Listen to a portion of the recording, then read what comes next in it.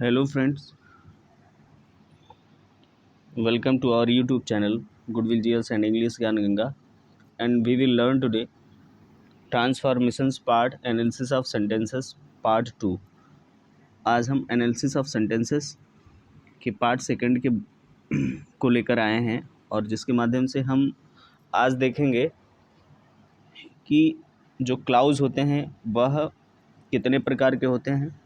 Clause हालांकि हमने इसके बारे में डिस्कस कर लिया था, ठीक है। तो काइंड्स ऑफ क्लाउज के बारे में बता दिए थे कि मुख्यतः ये 3 प्रकार के होते हैं और उसी को हमें आज कंटिन्यू करना है, ठीक है।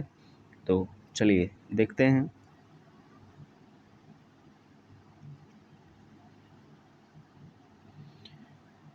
पहला है प्रिंसिपल क्लाउज। 3 प्रकार के होते हैं, तो इसमें पहला होता है हमारा प्रिंसिपल क्लाउज।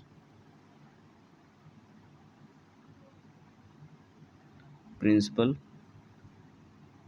क्लाउज, इसको प्रिंसिपल क्लाउज को क्या कहते हैं? प्रधान उपवाक्य, है ना। प्रधान उपवाक्य कहते हैं प्रिंसिपल क्लाउज। तो प्रिंसिपल क्लाउज होता क्या है? एक clause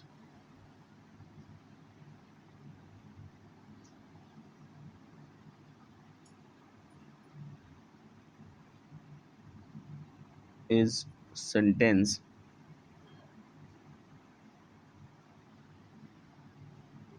in which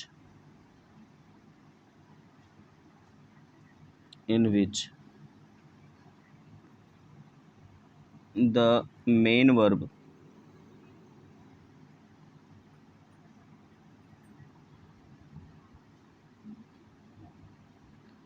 express its meaning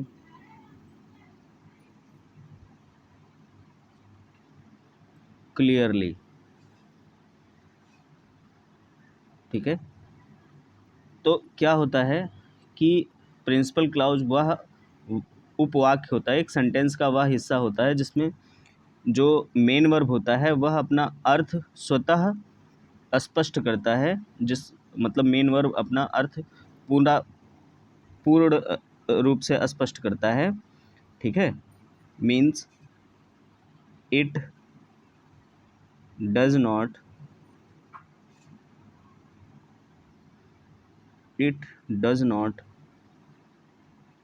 depend another sentence. इसका मतलब है कि यह दूसरे सेंटेंस पर निर्भर नहीं रहता, दूसरे क्लाउज पर निर्भर नहीं रहता। और क्लाउज दूसरे क्लाउज या सेंटेंस पर निर्भर नहीं रहता है, उसे ही हम क्या कहते हैं? Principal clause. अब जैसे एग्जाम्पल अगर आप देखें, ठीक है, तो एग्जाम्पल में क्या है? They rested when evening came. They rested when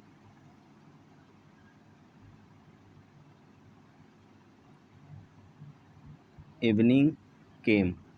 तो इस सेंटेंस में आप देख रहे हैं कि लिखा है दे रेस्टेड, उन्होंने आराम किया, व्हेन इवनिंग केम, शाम हुई, ठीक है। तो इसमें आप स्पष्ट रूप से यह देख पा रहे हैं कि जो ये लिखा हुआ है दे रेस्टेड, ये अपना अर्थ पूरी तरह से प्रकट करने वाला है, या अपना अर्थ पूरी तरह से दे रहा है, इसीलिए इसको क्या कहते हैं? Principal clause.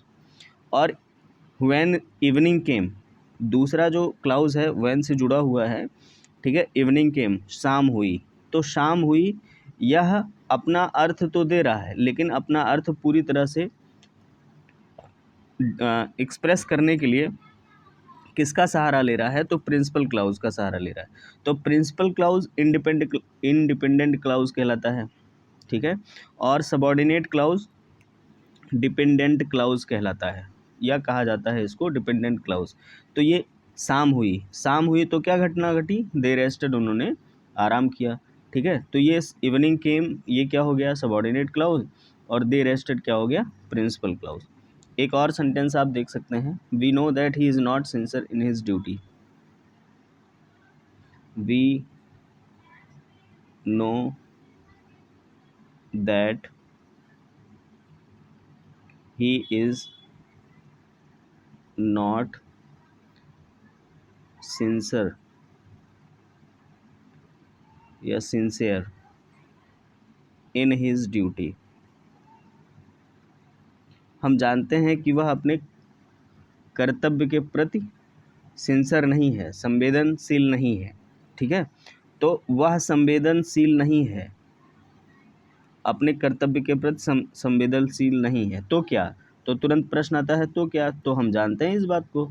ठीक है, तो ये जो वी नो ये है अपना अर्थ पूरी तरह से दे रहा है, लेकिन ही is not sincere in his duty ये सबऑर्डिनेट क्लॉज है, ये अपना अर्थ पूरी तरह से नहीं दे रहा है। ठीक है, तो इस तरह से जो है जो प्रिंसिपल क्लॉज होता है उसका अर्थ अपने आप अस्पष्ट हो जाता है, हम जानते हैं।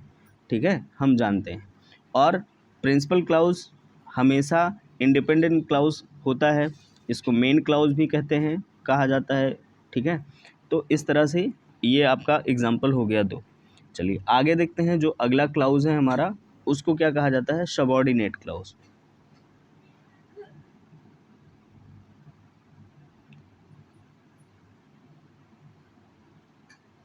Subordinate clause. अब ये सबऑर्डिनेट क्लॉज क्या होता है? सबऑर्डिनेट क्लॉज किसे कहते हैं? ठीक है, तो सबऑर्डिनेट क्लॉज होता है जो अपना अर्थ देने के लिए प्रिंसिपल क्लॉज पर निर्भर करता है। ठीक, एक clause depends on principal clause.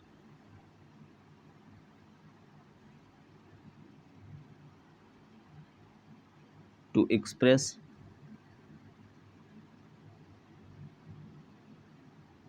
It's meaning. अपना अर्थ देने के लिए जो प्रिंसिपल क्लॉज पर निर्भर करे उसी को हम क्या कहते हैं? ठीक है, उसी को हम कहेंगे हाँ सबऑर्डिनेट क्लॉज, और इसे हम डिपेंडेंट क्लॉज भी कहते हैं। क्या कहेंगे इसको? Dependent clause. आगे इसके एग्जाम्पल को देख लें। एग्जाम्पल है इसका, बस इसको समझते हुए चलना है। एग्जाम्पल है he went to market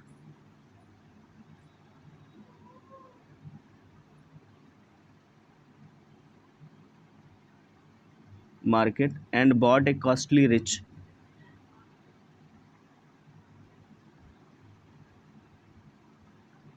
costly wrist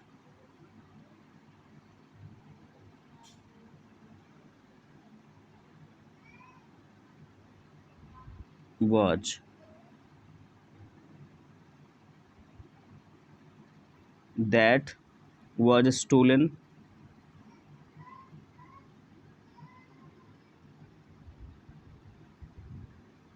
a few weeks later।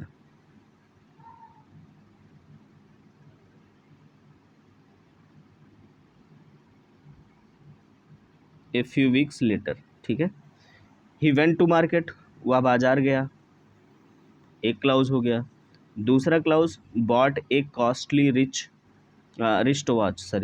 Watch that was stolen a few weeks later, जिसको कुछ ही दिन में या कुछ सप्ताह बाद चुरा लिया गया। ठीक है, तो यहाँ पे जो ही वेंट टू मार्केट ये क्या है? वह बाजार गया, यह प्रिंसिपल क्लॉज है। प्रिंसिपल क्लॉज, तो बाजार गया, उसने क्या किया? Bot a costly wrist watch. तो ये bot a costly wrist watch जो है यह कोऑर्डिनेटिंग कंजंक्शन मतलब कोऑर्डिनेट क्लाउज है। ठीक है, कोऑर्डिनेट क्लाउज है, और यह कोऑर्डिनेट क्लाउज ही प्रिंसिपल क्लाउज का एक रूप होता है। लेकिन जो ये दैट से जुड़ा हुआ है, that was stolen a few weeks later, जिसे कुछ सप्ताह बाद जो है चुरा लिया गया, यही क्या है? इसका सबऑर्डिनेट क्लाउज है, यही कहलाता है सबऑर्डिनेट क्लाउज। ठीक है, सबऑर्डिनेट क्लाउज यही है। तो याद रखना है कि सबऑर्डिनेट क्लाउज को कैसे पहचानेंगे। तो कुछ वर्ड्स होते हैं जिनके बाद जो जोड़ कर लिखा गया होता है उसी को हम सबऑर्डिनेट क्लाउज कहते हैं। जैसे अगर कहीं से दैट से कुछ जुड़ा हुआ है, कोई वर्ड है, या कोई सेंटेंस का हिस्सा है जो दैट से जुड़ा हो, दैट के बाद, इफ़ के बाद, एज़ के बाद, एज़ इफ़ के बाद, ठीक है। हाँ, वेदर, WETHER, वेदर के बाद, अनटिल के बाद, ठीक है, अनटिल के बाद, उसके बाद अनलेस लिखा हो, अनलेस, लेस्ट लिखा हो, व्हेन लिखा हो, ठीक है, वेयर लिखा हो, बिकॉज लिखा हो, बिकॉज लिखा हो, ठीक। इनके बाद अगर कुछ लिखा होगा तो वो सबऑर्डिनेटिंग कंजंक्शन इनको कहा जाता है, आर सबऑर्डिनेटिंग कंजंक्शंस। और जिनमें ये लगे होंगे या जिस पार्ट में होंगे उन्हें हम सबऑर्डिनेट क्लाउज कहेंगे, ठीक है। इनको सबऑर्डिनेटिंग कंजंक्शंस कहते हैं। और ये जो है, हाँ, ये सेंटेंस के जिस पार्ट के साथ जुड़कर आते हैं उन्हें हम सबऑर्डिनेटिंग या सबऑर्डिनेट क्लाउज कहते हैं। आई बात समझ में? तो जैसे अभी आपने इससे पहले जो सेंटेंस देखा कि that was stolen a few weeks later, ठीक है, वो दैट के बाद जो पूरा हिस्सा है was stolen a few weeks later, वही है सबऑर्डिनेट क्लाउज, ठीक। चलिए आगे देखते हैं। तीसरा वाला हमारा जो है वो है कोऑर्डिनेट क्लाउज।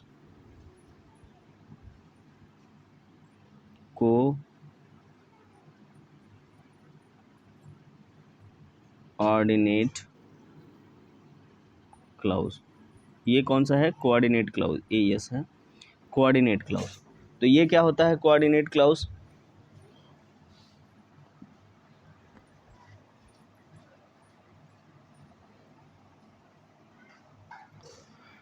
तो एक clause joined with a clause joined with principal clause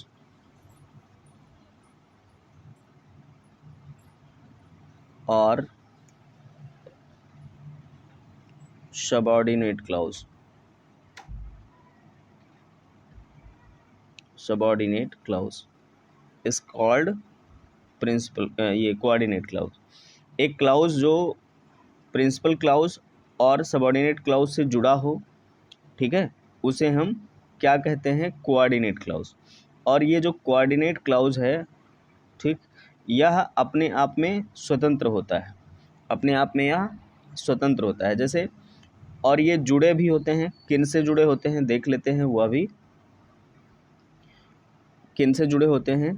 तो coordinate clause joined with another clauses of sentence, and से जुड़े होंगे, बट से जुड़े होंगे, ठीक है, एज वेल एज से जुड़े होंगे, येट से जुड़े होंगे, ईदर डैश और से जुड़े होंगे, ठीक, नीदर डैश नॉर से जुड़े होंगे, या और या नॉर से जुड़े होंगे, ठीक है, और या नॉर से जुड़े होंगे। तो इन सबको ETC, इन सबको क्या कहा जाता है? Coordinating clause conjunctions, coordinating conjunctions.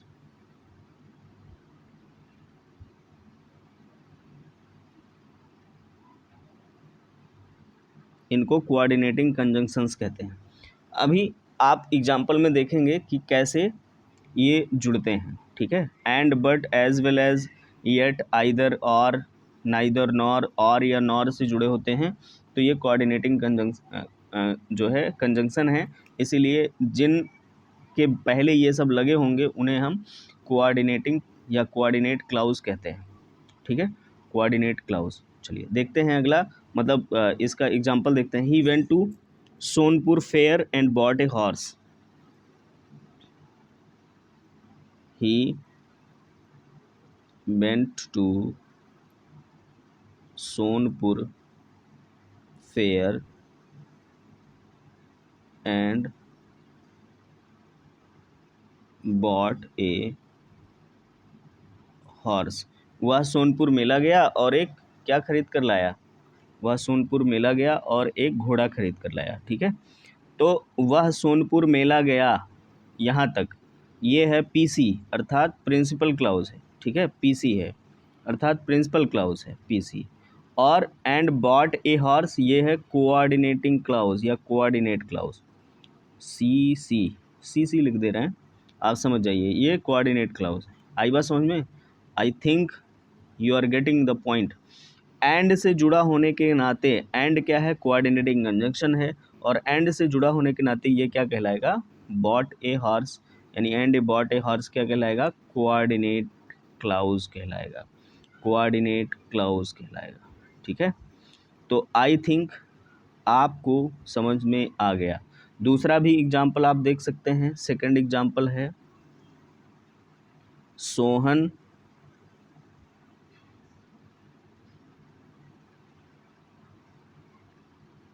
went to school and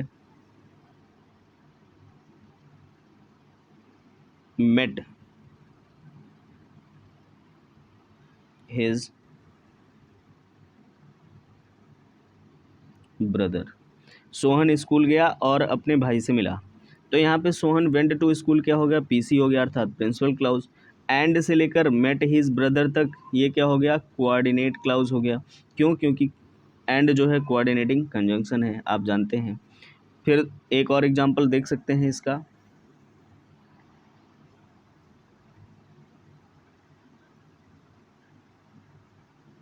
Rohit is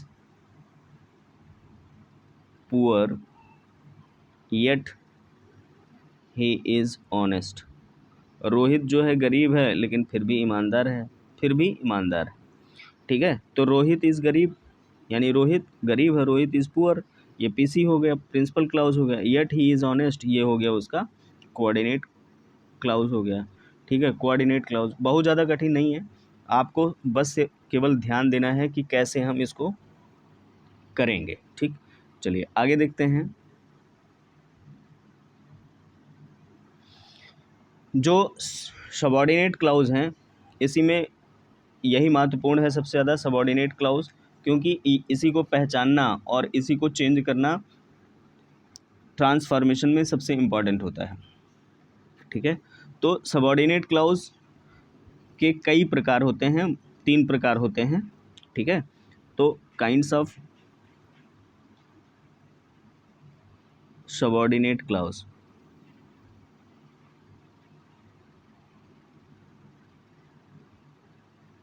kinds of subordinate clause.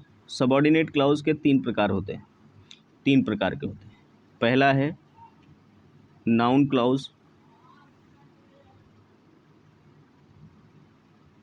दूसरा है adjective clause,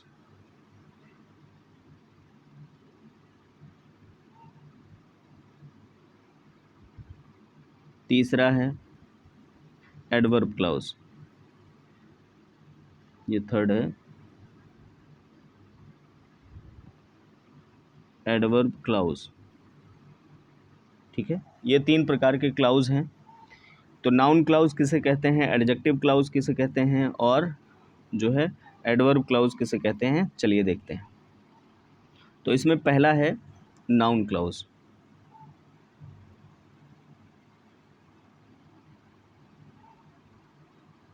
noun clause, noun clause है क्या?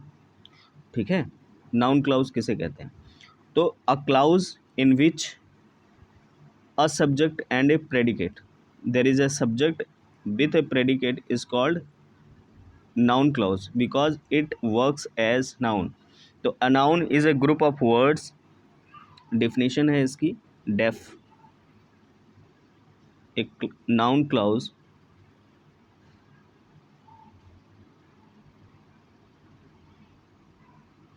is a group of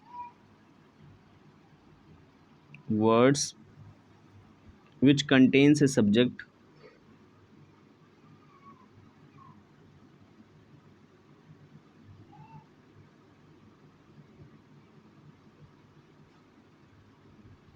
a subject and a predicate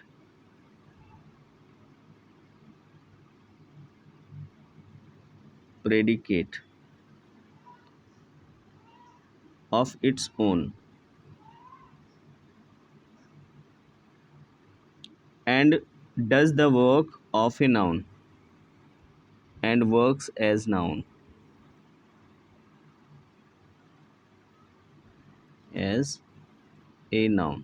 और यह नाउन की भांति कार्य करता है, उसी को हम क्या कहते हैं? तो नाउन क्लाउज में क्या होता है? A noun clause is a group of words, एक शब्दों का समूह होता है जिसमें एक सब्जेक्ट और एक प्रेडिकेट होता है, और ये सब्जेक्ट और प्रेडिकेट दोनों मिलाकर एक नाउन की भांति कार्य करते हैं। किसकी भांति? नाउन की भांति। जैसे एग्जाम्पल है, he expects that he will get a prize. He expects that he will get a prize। वह आशा करता है कि वह एक प्राइज प्राप्त करेगा, वह एक पुरस्कार प्राप्त करेगा। तो वह आशा करता है, ठीक है। ये हो गया क्या? Principal clause. और दैट के बाद से जो ये जुड़ा है, ये क्या हो गया? सबऑर्डिनेट क्लाउज, ठीक है। तो वह आशा करता है, ये प्रिंसिपल क्लाउज हो गया। That he will get a prize, यह एक प्रिंसिपल क्लाउज मतलब सबऑर्डिनेट क्लाउज हो गया। और इस सबऑर्डिनेट क्लाउज में भी आप देख रहे हैं कि एक सब्जेक्ट है और एक क्या है? प्रेडिकेट है। तो उसे क्या मिलेगा? पुरस्कार मिलेगा, ठीक है। तो ये जो ग्रुप ऑफ वर्ड्स है वह नाउन की भांति कर रहा है, कार्य कर रहा है, यानी that he will get a prize ऐसा ग्रुप है जो जिसमें एक सब्जेक्ट है और एक प्रेडिकेट है, और ये जो है जो क्लाउज वर्ब है, ठीक है, वह एक ऑब्जेक्ट की तरह कार्य कर रहा है, नाउन की तरह कार्य कर रहा है। He will get a prize, और किसका? तो एक्सपेक्ट का जो वर्ब है एक्सपेक्ट, इसके ऑब्जेक्ट की तरह का कार्य कर रहा है, that he will get a prize. इसीलिए इसको नाउन क्लाउज कहते हैं। क्या कहते हैं? Noun clause. आप और भी एग्जाम्पल देख सकते हैं। दूसरा एग्जाम्पल है आपके सामने, ही थिंक्स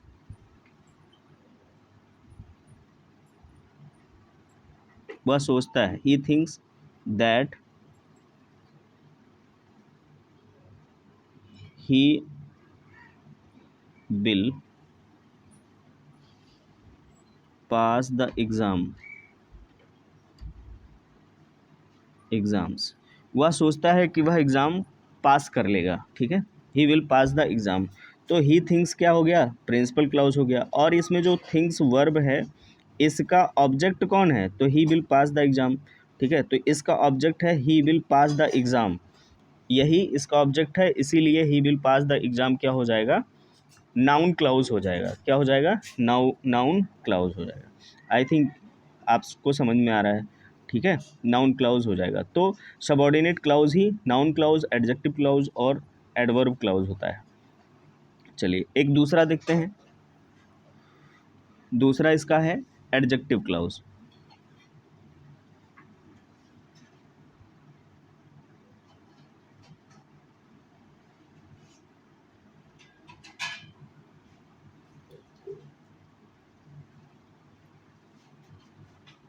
एडजेक्टिव क्लाउज। तो ये एडजेक्टिव क्लाउज क्या है? एडजेक्टिव क्लाउज तो an adjective clause is a group of words, लिख दे रहे हैं आप, नोट्स बनाइए और उसमें लिख लीजिए। An adjective clause is a group of words which contains a subject and a predicate, which contains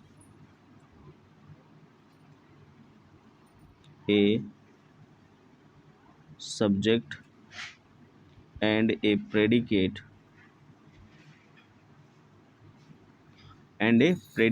of its own,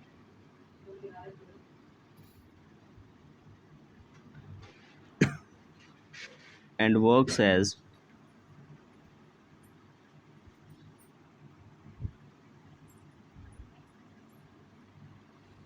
an adjective।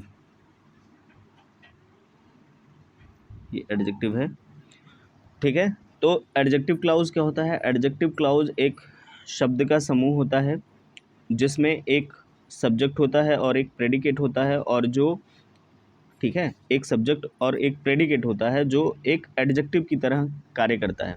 इसमें कहीं भी आपको एडजेक्टिव नहीं मिलेगा, लेकिन एडजेक्टिव की तरह कार्य करेगा, ठीक है। हाँ, और एडजेक्टिव की तरह कार्य करेगा का मतलब प्रिंसिपल क्लाउज में जो सब्जेक्ट होता है या प्रिंसिपल क्लाउज में जो नाउन या प्रोनाउन होता है उसकी विशेषता बताएगा। इसीलिए यहाँ पे ये किसकी तरह कार्य करता है? एडजेक्टिव की तरह कार्य करता हुआ दिखता है। जैसे एग्जाम्पल है इसका, the chair which has a broken leg is mine। Example है, the chair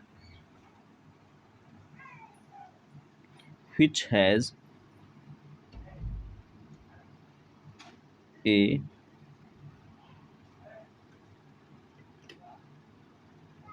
broken leg is mine, ठीक है। तो the chair which has a broken leg is mine, आप यहाँ पे देख रहे हैं कि द चेयर क्या हो गया? सब्जेक्ट हो गया। which has a broken leg is mine, तो यहाँ पे लिखा क्या है? which has broken leg is mine, यही जो है इसका एडजेक्टिव क्लाउज है। इसी चेयर के बारे में बात हो रही है, यानी I have a chair which has a broken leg is mine, यानी I have a chair which has a broken leg, जिसका एक पैर टूटा हुआ है। मेरे पास एक कुर्सी है जिसका एक पैर टूटा है। तो यहाँ पे जो which has a broken leg है, यही क्या है? एडजेक्टिव क्लाउज है, ठीक। यहाँ पे कहीं भी आपको ये नहीं दिख रहा होगा कि एडजेक्टिव का प्रयोग हुआ है, लेकिन पैर टूटा हुआ, जिसका एक पैर टूटा हुआ, तो किसके बारे में बात कर रहा है? चेयर के बारे में। तो चेयर का ही ये विशेषता बता रहा है, इसीलिए ये क्या हो गया है? एडजेक्टिव क्लाउज हो गया है, ठीक है। Adjective clause. एक दूसरा भी आप एग्जांपल देख सकते हैं, the book you have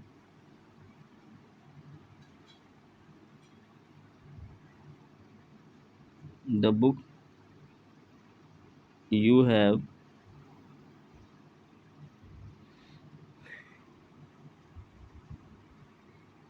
the book you have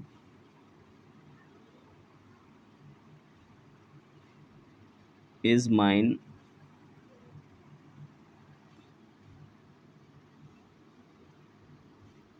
which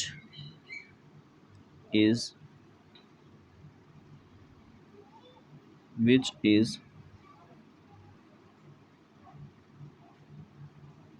turned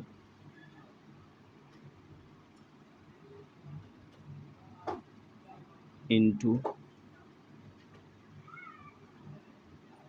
yellowish, ठीक है। The book you have is mine which is turned into yellowish, तुम्हारे पास जो एक किताब है जो किस में बदल गई है? पीले कलर में या पीले पन्नों में बदल गई है, या जिसके पन्ने पीले हो गए हैं, वह मेरी है, ठीक है। वह किताब मेरी है जो तुम्हारे पास है, जिसके पन्ने पीले पड़ गए हैं।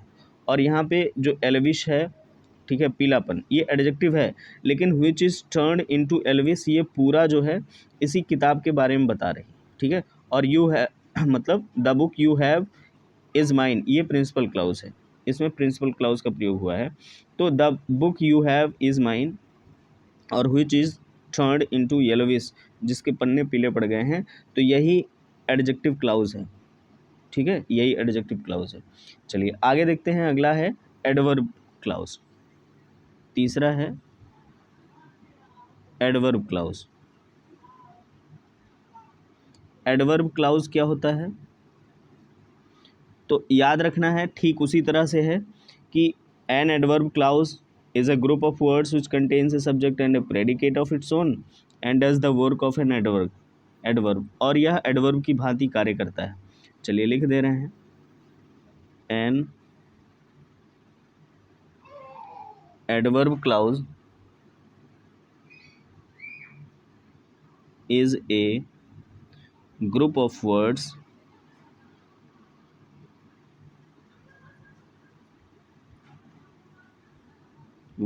which contains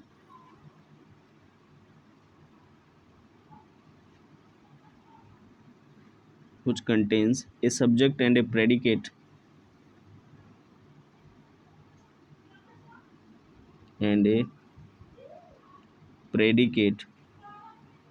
of its own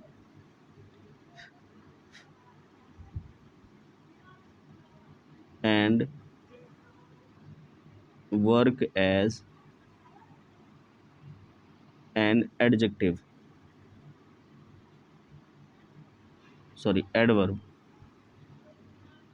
adverb, ठीक है। तो एक एडवर्ब क्या होता है, एडवर्ब क्लाउज क्या होता है, तो एक शब्दों का ऐसा समूह जिसमें एक सब्जेक्ट हो और एक प्रेडिकेट हो, लेकिन वह किसकी भांति कार्य करे, एक एडवर्ब की भांति कार्य करे, उसे ही हम एडवर्ब क्लाउज कहते हैं।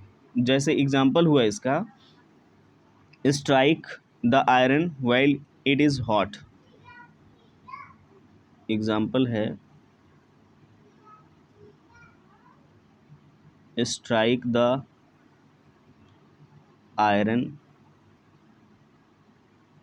ये द है, sorry, when it is hot, ठीक है, व्हेन इट इज हॉट मतलब क्या, लोहे पर तब चोट करो जब वह गर्म हो, तो स्ट्राइक द आयरन, ठीक है, लोहे पर चोट करो, वाइल इट इज हॉट, ये वाइल लिखना था यहाँ पे, ठीक है, ये एल ई कर लो इसको, L E, while it is hot, जब यह गर्म हो, यानी गर्म लोहे पर तभी चोट करना चाहिए जब वह गर्म हो। तो वाइल इट इज हॉट जो है ये ऐसा ग्रुप ऑफ वर्ड है ना, ऐसा ग्रुप ऑफ वर्ड्स है जो स्ट्राइक जो वर्ब आया है इसी को क्वालिफाई कर रहा है, स्ट्राइक को क्वालिफाई कर रहा है, इसलिए ये क्या हो गया, एडवर्ब क्लाउज हो गया। और देखो यहाँ पे एक सब्जेक्ट भी है और एक इट इज़ हॉट, इट क्या है, सब्जेक्ट है, और इज़ क्या है, उसका वर्ब है, यानी इट इज़ हॉट क्या है, प्रेडिकेट है, ठीक है। तो इस तरह से हम देखते हैं कि एक एडवर्ब क्लाउज और एक एडजेक्टिव क्लाउज, ठीक है, एडजेक्टिव क्लाउज अगर प्रयोग हुआ है तो वह जो प्रिंसिपल क्लाउज होगा या जो नाउन होगा उसकी विशेषता बताएगा, और एडवर्ब क्लाउज ऐसा ग्रुप ऑफ वर्ड होता है जो वर्ब को क्वालिफाई करता है। जैसे एक दूसरा एग्जांपल हो गया, he is wiser than I thought,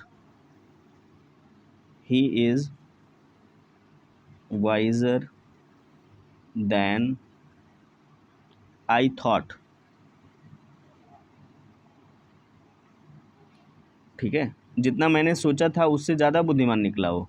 तो यहाँ पे ही इज़ वाइजर, यहाँ पे वर्ब कौन सा है, वाइजर, ठीक है, प्रिंसिपल क्लाउज है, और देन आई थॉट क्या है, यह इसका प्रेडिकेट है, ही इज़ वाइजर से लेकर देन आई थॉट तक प्रेडिकेट में ही आएगा। लेकिन ये जो दूसरा क्लाउज है आई थॉट, इसमें एक सब्जेक्ट है आई और थॉट क्या है, वर्ब है, लेकिन ये दोनों किसको क्वालिफाई कर रहे हैं, वाइजर को क्वालिफाई कर रहे हैं, इसलिए ये क्या हो गया, एडवर्बियल क्लाउज हो गया या एडवर्ब क्लाउज। आई बात समझ में। चलिए और देखते हैं, एक और एग्जाम्पल के माध्यम से हम देख लेते हैं, he ran so fast that I could not overtake him, he ran so fast that I could not overtake him, वह इतना तेज़ दौड़ा कि मैं उसे पीछे नहीं कर सका, ठीक है। तो ही रैन सो फास्ट, तो यहाँ पे एक चीज़ देखना है कि जो आया है रैन, इसका सो फास्ट भी आया है, ठीक है। तो एक तो एडजेक्टिव ये है, मतलब सॉरी एडवर्ब ये है, रैन का एडवर्ब ये है, यानी रैन का जो है क्रिया विशेषण सो फास्ट है। और फिर आई कुड नॉट ओवरटेक हिम, ठीक, वह इतना तेज़ दौड़ा कि मैं उसे पीछे नहीं कर सका। तो यहाँ पे जो वर्ब है, ठीक है, वर्ब है, रैन है, और सो फास्ट क्या है, उसका एडजेक्टिव मतलब एडवर्ब है, फास्ट, सो फास्ट। और जब ये एडवर्ब फास्ट आया है, इसी को क्वालिफाई नहीं क्वालिफाई कर रहा है कौन, I could not overtake him. इसलिए I could not overtake him ये क्या हो गया, एडवर्बियल क्लाउज हो गया या एडवर्ब क्लाउज हो गया। आई बात समझ में। तो इस तरह से हम सेंटेंस में आए हुए एडवर्ब क्लाउज और एडजेक्टिव क्लाउज को पहचानते हैं, पहचानने का प्रयास करते हैं, और उसी के अनुसार हम चेंज करते हैं अपने सेंटेंस को अनदर सेंटेंसेस में, ठीक है। तो आगे के लेक्चर में हम देखेंगे कि सिंपल सेंटेंस, कंपाउंड सेंटेंस और कॉम्प्लेक्स सेंटेंस क्या होते हैं, ठीक है। एनालिसिस की दृष्टि से हम देखेंगे उसको, कॉम्प्लेक्स सेंटेंस, कंपाउंड सेंटेंस और सिंपल सेंटेंसेस को, ठीक है। और फिर उसके बाद एक होता है मिक्स्ड सेंटेंस भी होता है उसमें। तो इनको देखने के बाद हम जो है धीरे धीरे यह सीखेंगे कि कैसे एक क्लाउज से दूसरे क्लाउज में ले जाया जाएगा, ठीक है। तो आप बने रहिए और जो है वीडियो को देखते रहिए, एंजॉय करते रहिए, और प्रयास करिए कि हम अधिक से अधिक आपको जो समझा रहे हैं उसको आप समझें, ये प्रयास करते रहिए, ठीक है। अधिक से अधिक जो हम समझा रहे हैं, जो बता रहे हैं, आप समझने का प्रयास करिए, उसको गेन करिए, और जो आपको क्लास में पढ़ाया जा रहा है, ठीक, उसको भी प्रयास करिए कि सीखते रहिए। तो आज के लिए इतना ही, और यदि आप चैनल पर नए हैं तो please do subscribe the channel, share, comment it, ठीक है। तो आज के लिए इतना ही। Thanks for watching this video. धन्यवाद। जय हिंद, जय भारत।